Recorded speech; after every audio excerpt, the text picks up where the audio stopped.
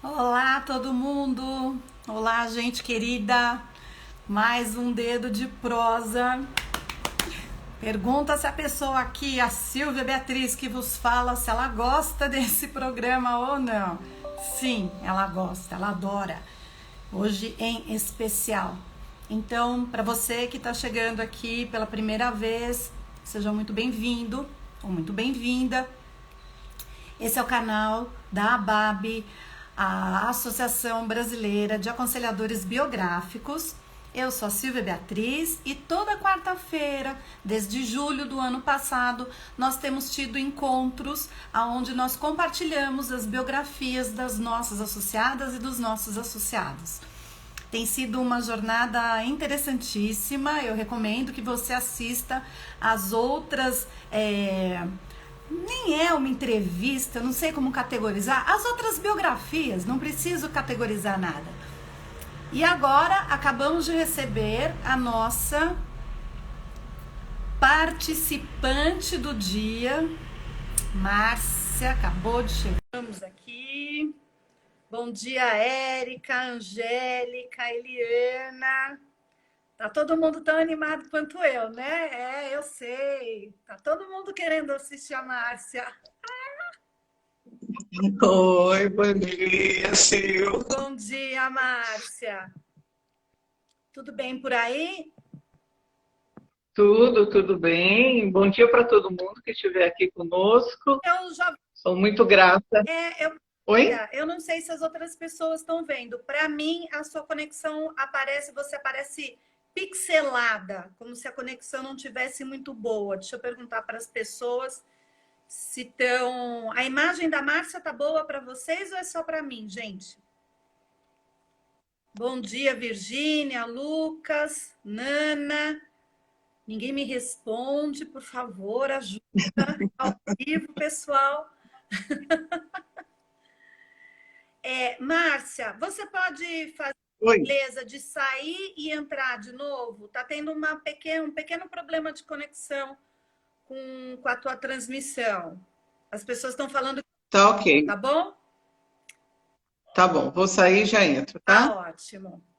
Bom dia, Cíntia. Que bom que a gente pode fazer esse tipo de coisa ao vivo, né? A gente pergunta, as pessoas respondem e a gente busca consertar o que está meio nebuloso aqui. Então, como eu estava falando, desde julho do ano passado nós temos esses encontros e hoje é a Márcia Grec Della Negra.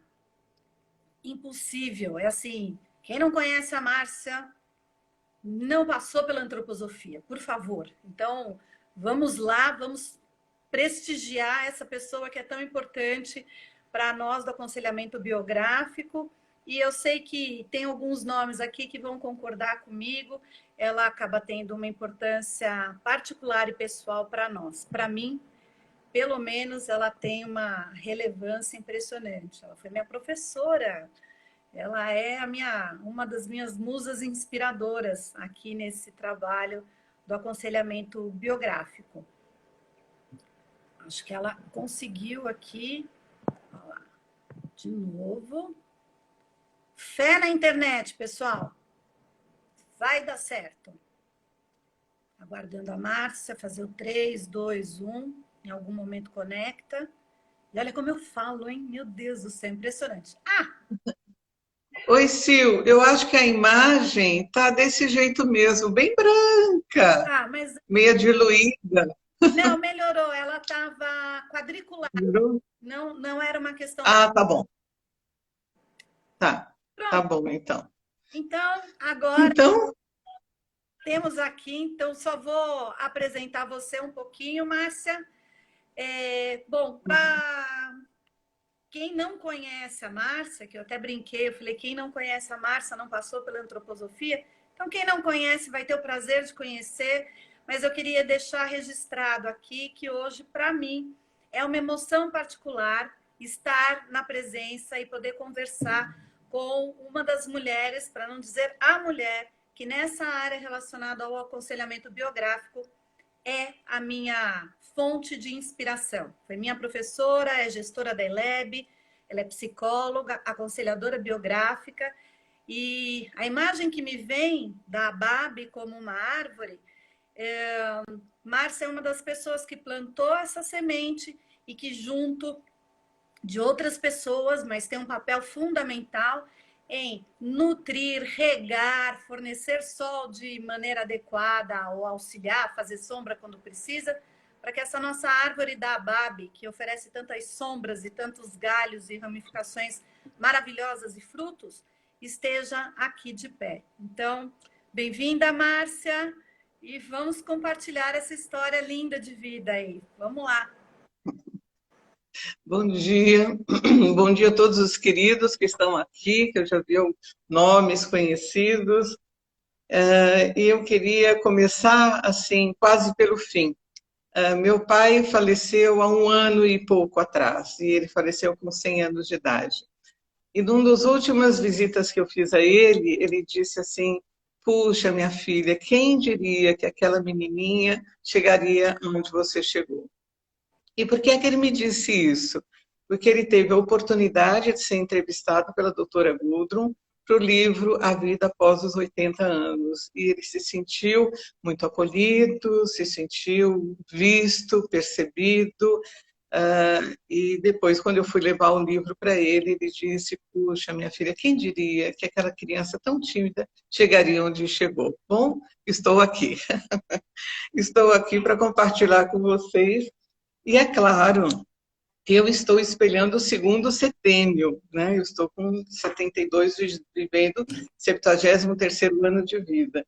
Então, é como se eu tivesse aberto um álbum, os álbuns antigos, sabe? Como se eu tivesse ido novamente para todos esses lugares pelos quais eu passei até chegar onde eu estou. Então eu nasci... Já que você falou de álbum, esse é o momento em que eu sumo da tela e entra... Vamos lá, cadê aqui? Agora sim. Entra a Márcia. É com essa pessoa que nós vamos conversar agora, a trajetória dela. Então vamos... Ok. Diga, Silvia. Agora vai lá, que eu já coloquei a foto. Tá bom. Okay. Na telinha. Tá bom. Você falou de álbum. Aqui. Você falou de álbum, eu trouxe o seu álbum de fotografia aí.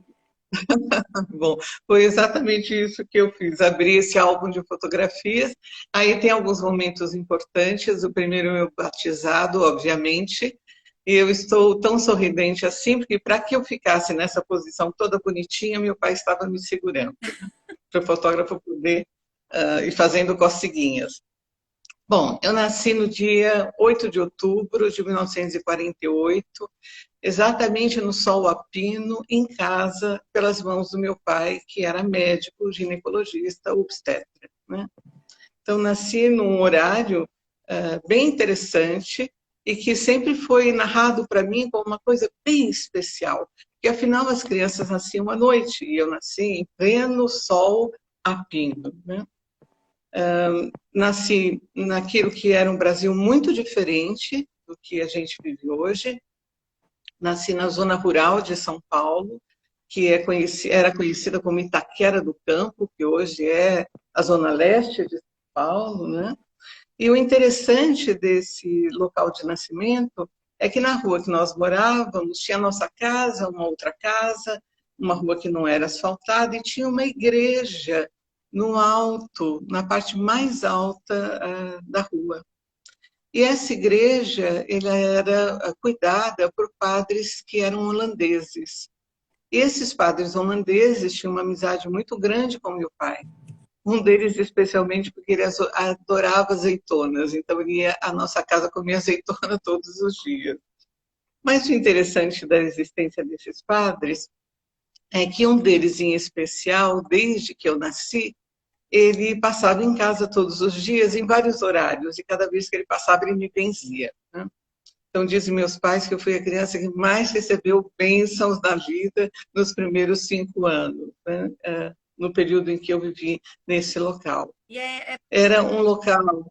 Oi. Sim, a gente vai poder acompanhar ao longo da sua trajetória como essa questão dessa religiosidade / espiritualidade permeia de uma maneira constante, digamos assim, né?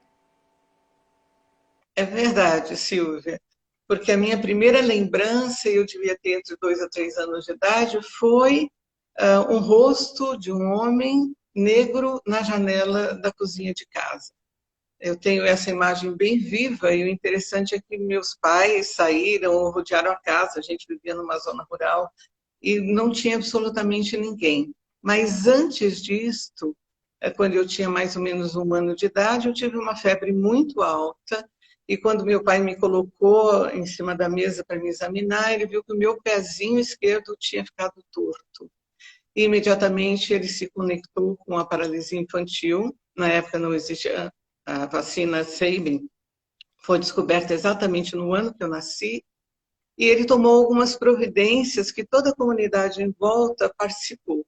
Ele criou uma banheirinha onde ficava uma água quente, meu pezinho era mergulhado ali, massageava várias vezes ao dia, então os padres participavam, os poucos vizinhos que tinham, e tinha uma senhora em especial, que era cliente do meu pai, que sabendo disto, ela fez uma promessa à Nossa Senhora Aparecida, de que se eu não ficasse com nenhuma sequela, ela pagaria essa promessa e iria a Aparecida do Norte.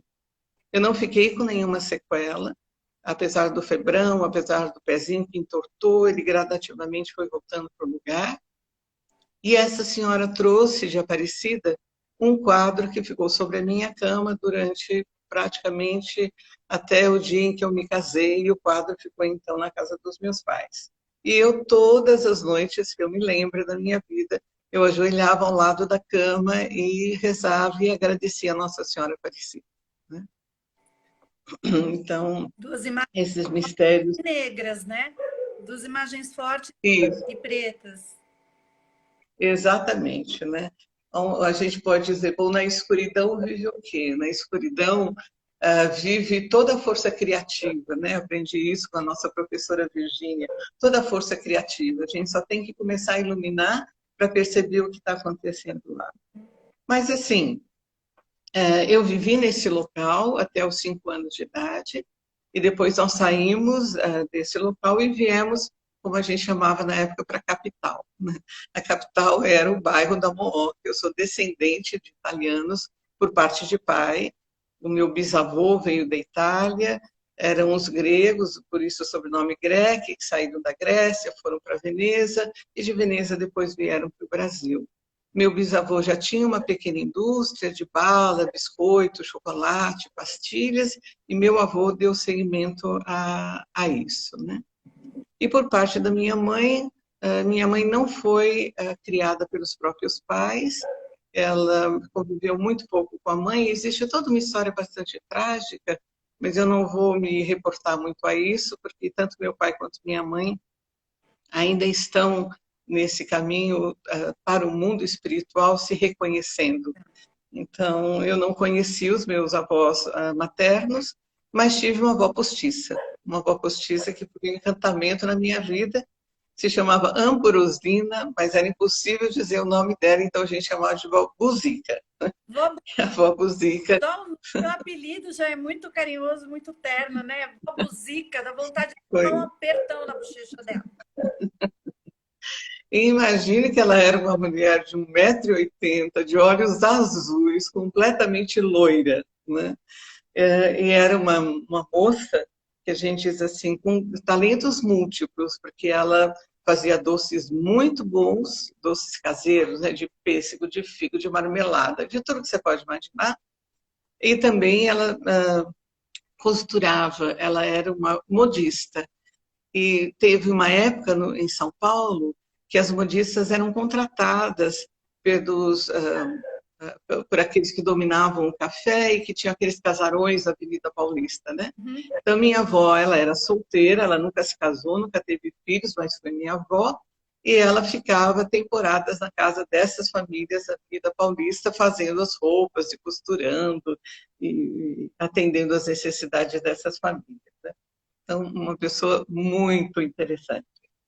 Bobuzica, né? Era uma figura elegante, assim, com muitas ideias criativas também.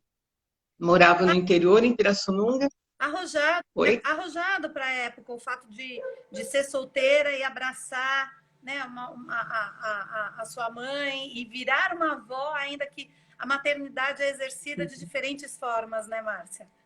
Sim. E uma avó, assim, muito esperada. A cada férias, a gente aguardava ansiosamente a avó Buzica, que a gente ia buscar na Estação da Luz. Numa época que a gente viajava de trem, andava de charrete, eu ia para a escola de bonde, era um outro mundo, mas era um mundo bem legal.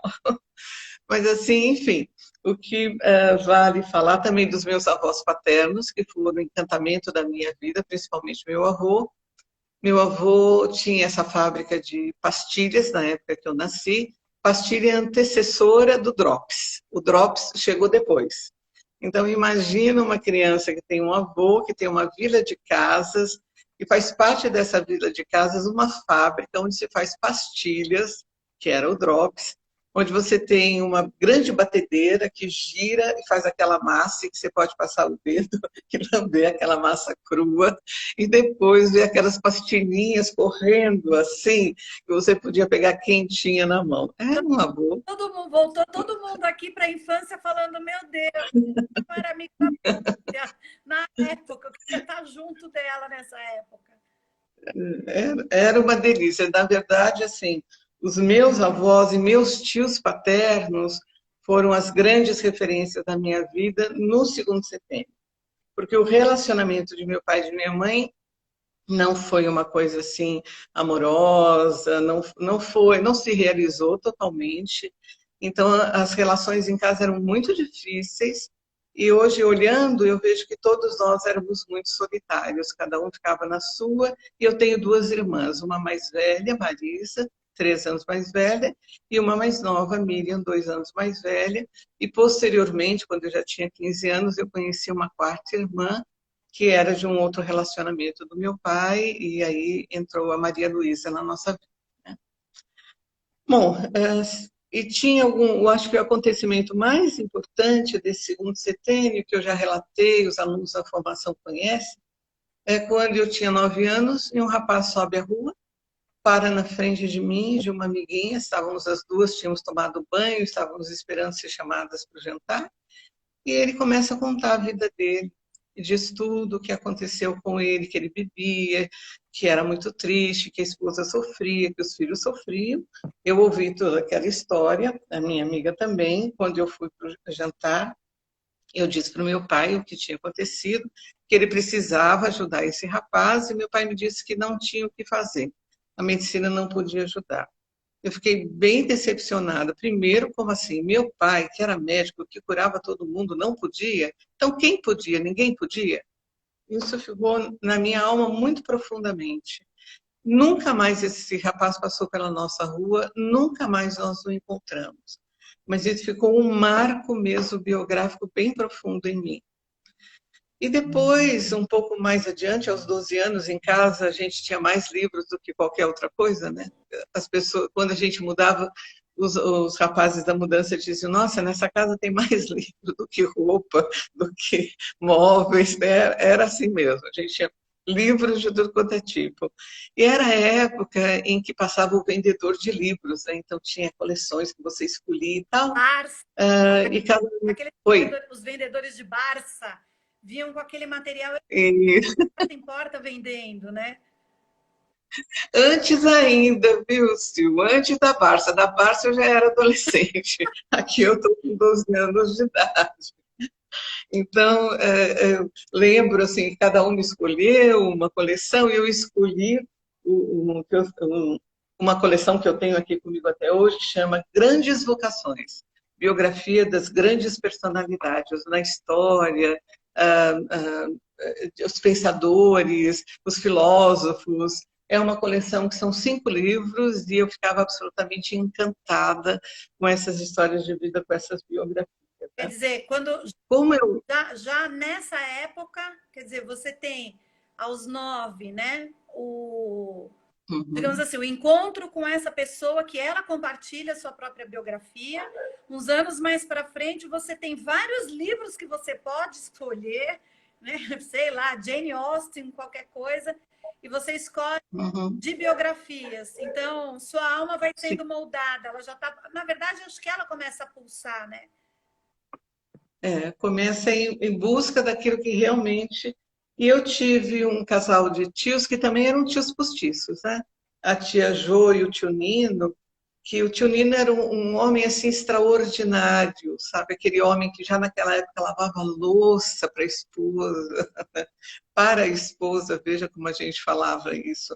Era um homem que chegava do trabalho, tirava o terno, escovava o paletó, escovava a calça, pendurava e tinha um humor fino, delicado, um humor extraordinário. Um homem. E tia Jo, que era aquela pessoa que comprava suas roupas na feira, que era muito comum, porque a gente não tinha shopping center, a gente não tinha boutiques, não tinha nada disso, né? A gente comprava as coisas na venda, comprava por quilo na venda, e roupas, sapato também se comprava na feira, né?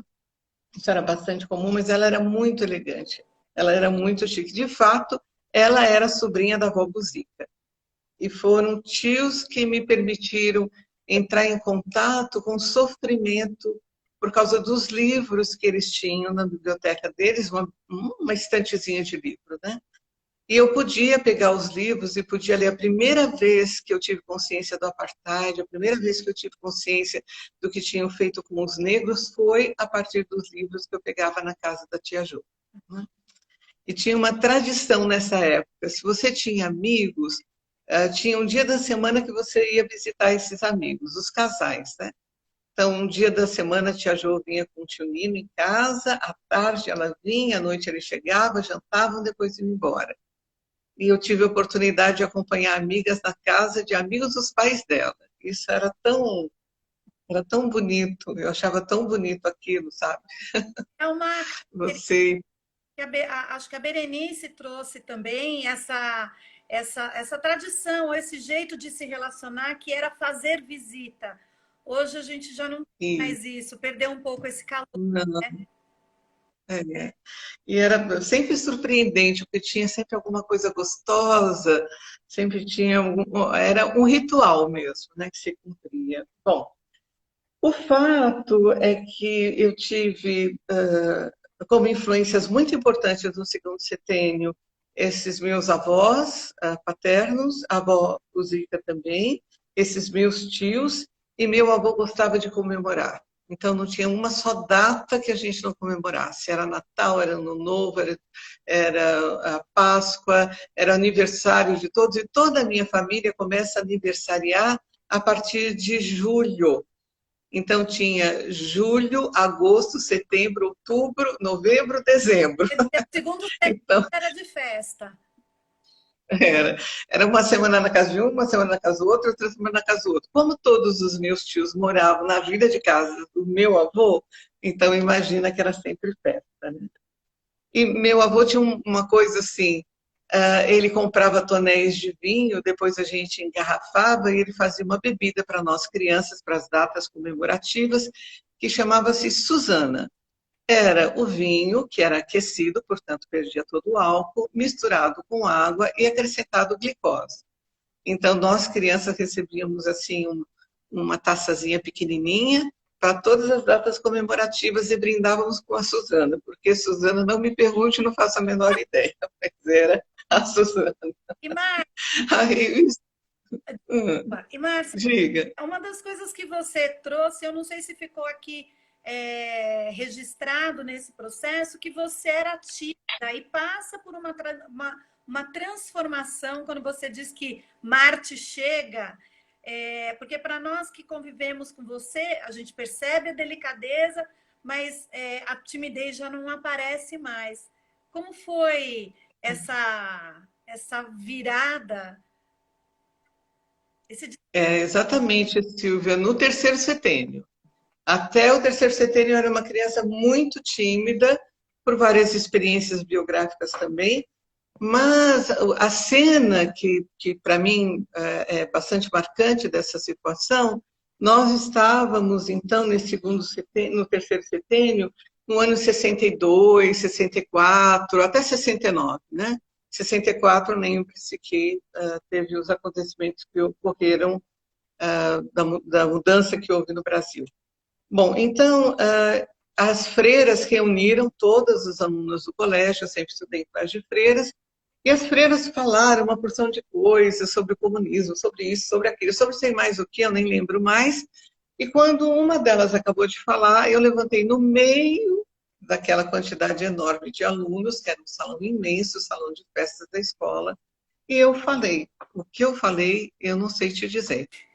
Mas eu falei tudo o que eu pensava sobre o que a freira tinha dito, e depois simplesmente me sentei. Os meus amigos me olhavam perguntando, você é louca ou você é o quê?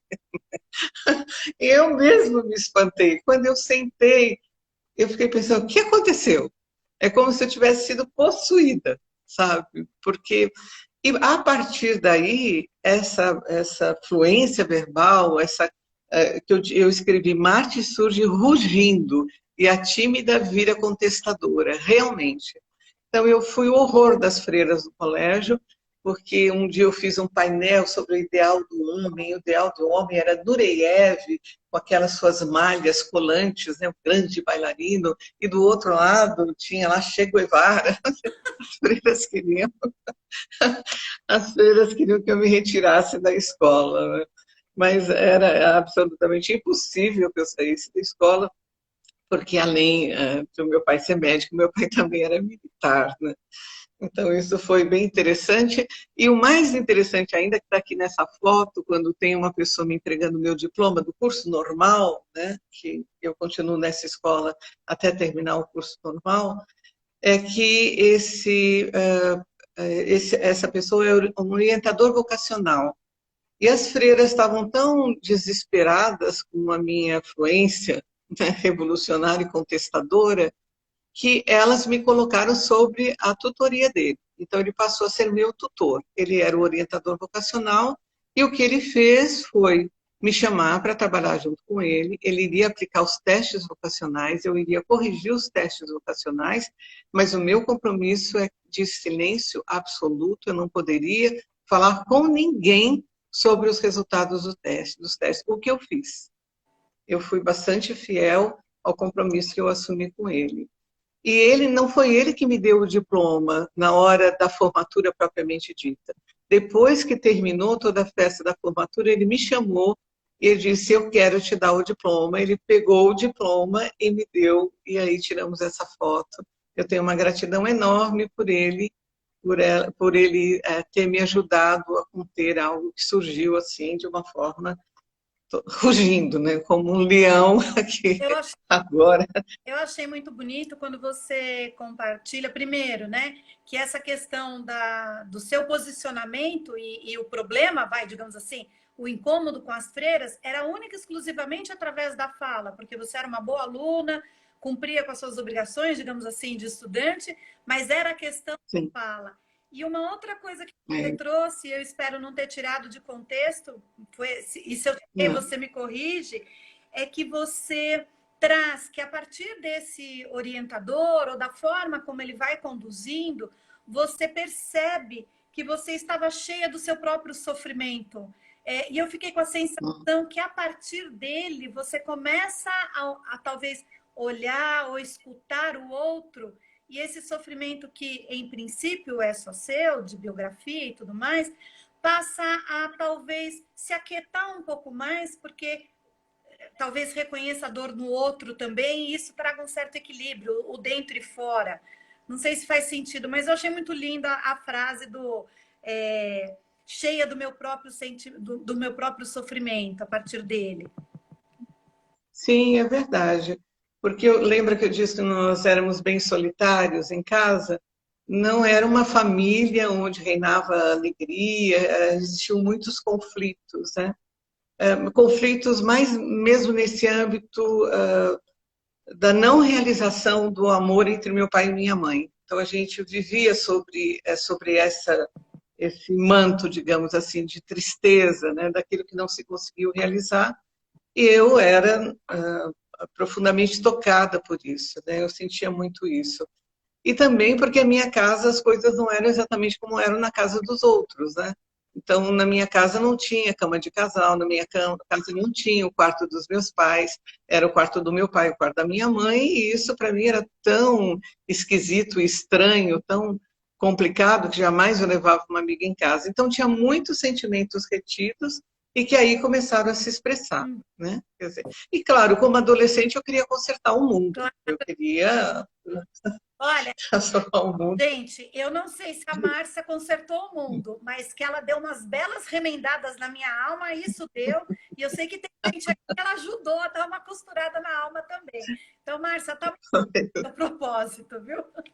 Ok. Bom, a outra coisa que aconteceu, Sil, foi depois desse Marte que surge rugindo, e que eu tive uma cólera também junto, né, com esse Marte, foi que por volta dos 18, 19 anos por aí, eu resolvi mudar de turma. Eu era da turma que sentava na primeira carteira, resolvi sentar na última carteira. A turma da última carteira, não porque eu tivesse rompido com minhas amigas, não, era algo que eu sentia que eu tinha que fazer. E sentando na última carteira, era a única carteira vaga na sala, não tinha outra. Eu comecei a perguntar para as meninas: o que vocês fazem no sábado e domingo? O que vocês fazem no final de semana? Elas me rejeitaram absolutamente. Você é lá da frente, você não tem nada a ver com a gente aqui.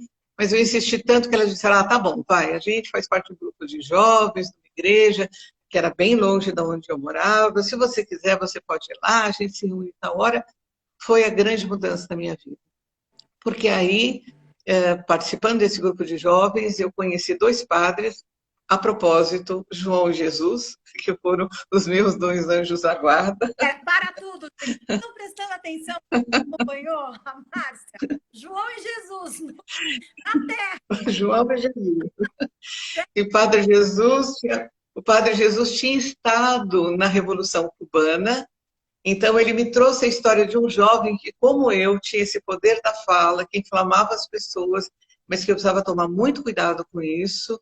E o padre João, realmente, ele via em mim a pessoa que eu era, né? Ele realmente podia me ver. Foram dois anjos na minha vida, fora os amigos dessa época. E foi com esse grupo de jovens e com esses padres que todas as minhas férias ali para diante, eu participava de um acampamento onde a gente levava crianças que estudavam escola pública, que nunca tinham tido férias, para passar férias no sítio.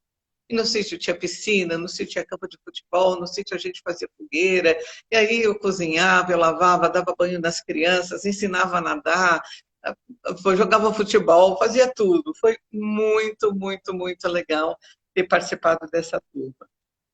Depois disso... Você falou que não queria que esquecesse. Vera, Nilce e Soninha. Pois é, são as minhas grandes amigas, Vera, Nilce, Soninha e Sônia, porque tinha a Soninha de Jesus, que a gente chamava de Soninha, que era a Soninha de Jesus a propósito. Eram muito queridas, mas também tinha o Márcio, o Silvio e a Marilda. Marilda, uma grande amiga, uma moça negra que era líder do grupo de jovens, ela que era líder do grupo de jovens, a quem eu devo muita coisa, porque ela era realmente uma pessoa muito especial, capaz das risadas mais escandalosas que você pode viver no mundo, ouvir, mas de uma seriedade enorme. Não posso esquecer delas nunca. Bom, aí, gente, assim, faculdade de psicologia. Na faculdade de psicologia, o grande acontecimento é que eu conheço meu marido lá. Conheço de muito. Vendo, gente? Propósito, para a profissão, o amor. E tem uma brincadeira que a gente faz, é o seguinte, eu estudava na turma da tarde, ele estudava na turma da noite. Mas porque eu dava aulas de sábado, eu fazia uma matéria com a turma da noite, e porque ele fazia um curso à noite, eles faziam uma matéria com o grupo da tarde, né? E foi exatamente na aula de psicofísica que ele se ofereceu para ser sujeito do experimento que eu ia fazer, já com péssimas intenções, diz ele, com péssimas intenções. Bom, o fato é que eu tinha um outro namorado, que eu nem me referi a ele ainda, que começou aos 15 anos de idade e que terminou nessa época da faculdade. E Edmundo primeiro foi muito meu amigo, ele começou a me dar carona, ele tinha carro, me dava carona, me levava até em casa, etc. Mas foi só no quarto ano mesmo que a gente fixou o namoro, porque ele era muito disputado por todas as meninas da faculdade. Ele pertencia ao grupo do Fundão, que era um grupo assim que a gente dizia, não se meta com esses meninos, que isso não vai dar certo, mas comigo ele foi sempre absolutamente muito correto, né? Então, nós começamos a namorar mais ou menos no final do terceiro ano, namoramos firmes mesmo no quarto ano. No quinto ano, para minha surpresa, ele preparou uma festa de noivado em que ele comunicou com meus pais e ficamos noivos, e depois, no ano que nós nos formamos, em 75, casamos, né? Então, Edmundo sempre teve uma postura de me colocar mesmo no centro da vida dele. É um companheiro extraordinário e, como meu tio Nino, ele sempre lavou a louça em casa e continua fazendo isso até hoje. Antes era para que o esmalte da minha unha não saísse, mas como não esmalto mais as unhas, ele continua fazendo. Isso. Olha lá, contribuindo não só com a parte dele na casa, também para o seu bem-estar e para as suas unhas. Amei. Sempre, sempre. Bom, claro, assim, nós passamos por situações bem difíceis para poder ter filhos, por causa mesmo de uma ingerência médica, eu nem sei como chamar isso, porque na verdade, assim, eu não tinha nenhum tipo de problema para poder engravidar, mas a maneira como os médicos foram construindo, naquela época que começou no Brasil, essa reprodução assistida, começou no Brasil as primeiras interferências de gestação, mas o fato é, nós ficamos 5 anos fazendo um monte de tratamentos e, na verdade, depois que Edmundo fez uma pequena cirurgia, eu engravidei no terceiro mês. Aí tive Maíra, minha primeira filha, que quando nasceu, o médico, quando a recebeu, disse: é a criança mais linda que eu já vi nascer, e ela realmente é linda, continua sendo linda em muitos aspectos. E depois de 2 anos nós tivemos a Laura. Laura, que é completamente diferente de Maíra, linda também, só que Maíra é morena e Laura é loira de olhos azuis. E era interessante que quando eu saía com as duas pequenininhas, as pessoas olhavam para mim, olhavam para Maíra, olhavam para Laura, olhavam para mim e perguntavam: de onde veio essa loira de olho azul, esse cabelo branco desse jeito? Veio ingerência celestial da vó Buzica.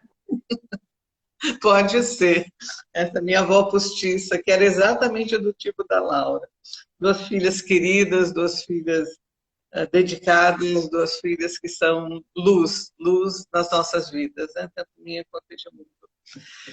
Bom, na vida profissional, eu fiz estágios, fui trabalhar primeiro fui professora concursada, mas eu vi que não tinha talento nenhum para ser professora, eu pedi demissão para desespero do meu pai, mas fui fazer um estágio na Klabin, que só tinha homens, e as mulheres eram secretárias e uma era assistente social.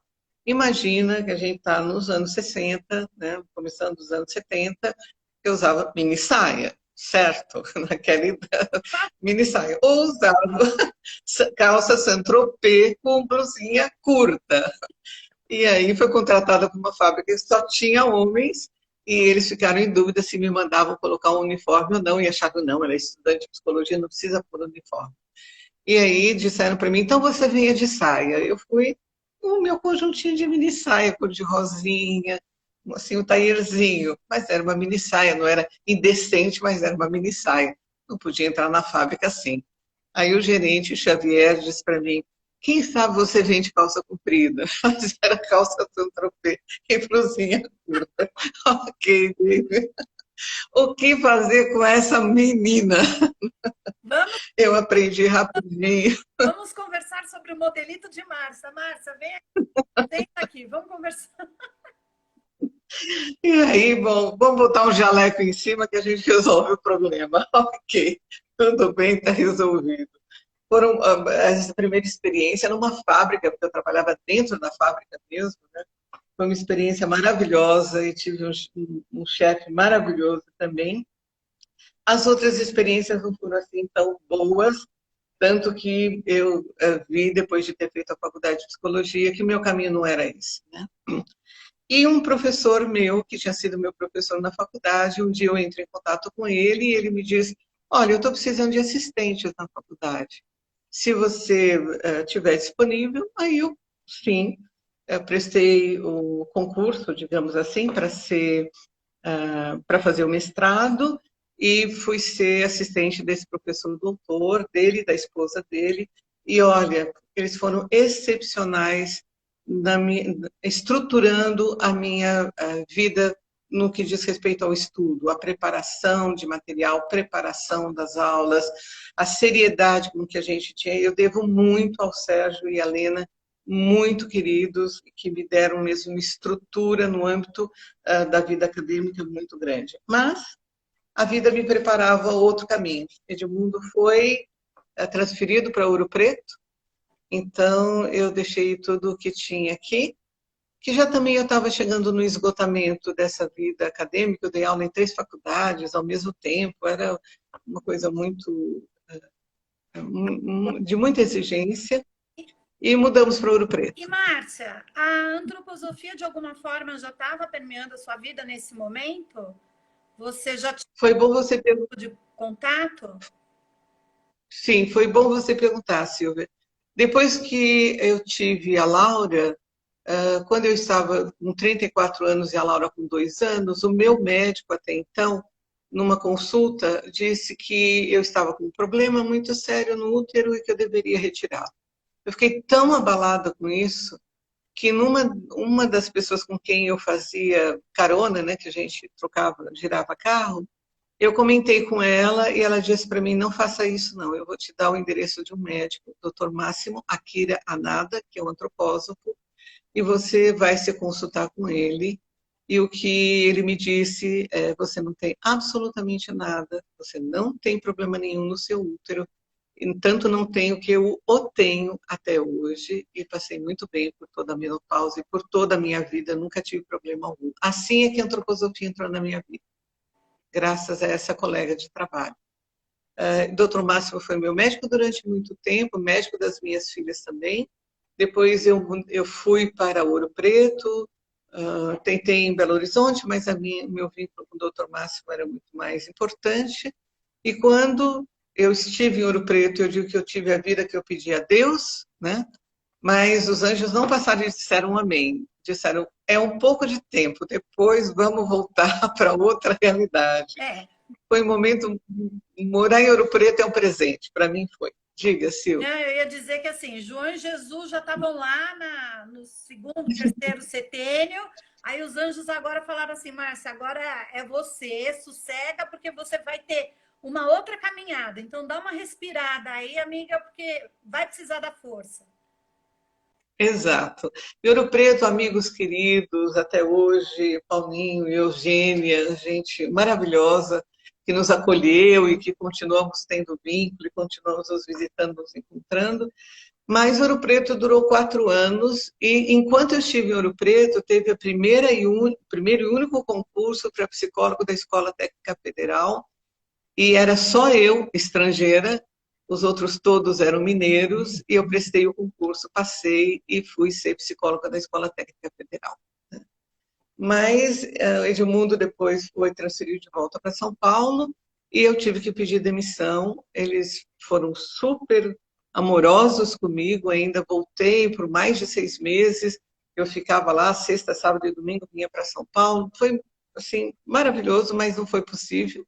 Eu continuei. Quando eu tive que pedir demissão, Edmundo me apresentou para uma pessoa que trabalhava com ele, na empresa que ele trabalhava, essa pessoa, o Alberto, e o Alberto, quando viu meu currículo, disse: não, você vai trabalhar comigo, você vai fazer umas pesquisas que eu preciso. E foi dentro desse trabalho que eu fiz com ele que eu conheci, então, a Adigo. Então, seu primeiro E na Adigo, é pelo, digamos assim, pelo lado estrutural, né, da antroposofia, dentro de corporações. sim, mas assim, o que me vinculou foi a palestra que foi feita sobre a biografia humana. Quando eu ouvi, quando eu vi, eu disse para mim: é isto que eu quero aprender para fazer o resto da minha vida. E o anjo passou e disse amém. Eu vou pegar essa sua fala e vou ressaltar para as pessoas que não conhecem o aconselhamento biográfico, que nunca passaram por um processo de retrospectiva, essa fala da Márcia é fundamental, porque quando você conhece as leis biográficas, isso toca tão profundamente, então faça isso por você. Participe de algum tipo de palestra, procure se informar, porque realmente, quando a gente entra em contato com as leis biográficas, os anjos falam amém mesmo, Márcia. E é isso, Sil, que conduziu minha vida dali para diante. Eu ouvi aquela palestra, o Bernardo, que é da Digo, é falecido já, o querido Bernardo, me convidou para fazer parte de um grupo de estudos na casa dele, e a gente estudou os evangelhos, depois estudamos um pouco a arte da fala. Fiquei alguns anos fazendo estudo na casa do Bernardo e da queridíssima Marta, que não participava dos estudos, mas garantia que a gente tivesse coisas bem gostosas para comer enquanto a gente fazia a reunião, Tem né? uma fleuma aí. Muito amoroso. Ah, com certeza. Eu era magrinha quando eu fui fazer a faculdade, mas era só porque eu não tinha dinheiro para comprar comida mesmo. Terminava no meio do mês. Enfim, depois disso, nevermore. Eu quero só falar aqui que tem várias pessoas agradecendo que os anjos tenham falado amém.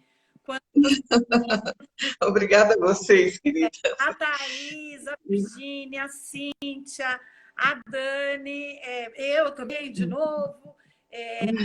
Todo mundo aqui maravilhado com a história e agradecendo. Vou só pontuar que a gente já passou um pouquinho do tempo, nós temos mais uns 10 Sim. minutos antes que o Tá. Instagram nos corte. Tá. Eu já vou terminar, porque, bom, a partir deste momento, quando eu me vinculo, então, com a formação biográfica, que foi aos 45 anos, quando eu fui fazer o curso de complementação profissional em biografia humana, eu fiz a formação no grupo 2.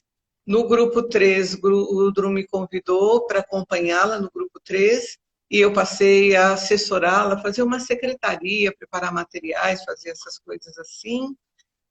Isso continuou por 8 anos. No grupo 4, eu fui tutora do grupo 4. Às vezes eu penso que me perdoem os alunos do grupo 4 a ousadia, mas foi uma experiência extraordinária. E nós tivemos momentos muito felizes dentro do grupo que Gudrun selecionou para ser o grupo responsável pela formação no Brasil, que era um grupo multidisciplinar. Então, eu posso dizer que tinha Edna, tinha Amparo, tinha eu, tinha Mercedes, tinha Ronaldo, tinha Rosinha ainda não estava nessa época, entrou um pouco depois. A gente teve momentos maravilhosos. Nós fazíamos reunião quando o Gudrun mudou para Florianópolis, na casa dela, e isso sempre foi um alimento maravilhoso para todos nós, né?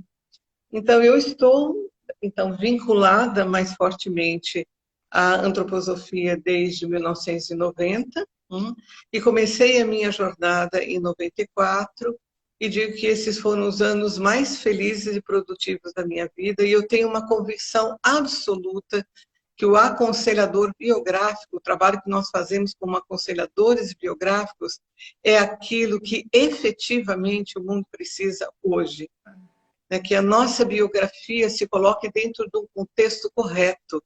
É um contexto de uma vida que tem acontecimentos que estão no mundo físico, é o contexto de uma vida que tudo vai refletir na nossa alma, na nossa interioridade, mas é uma vida que está totalmente conectada com o desenvolvimento espiritual do cosmos.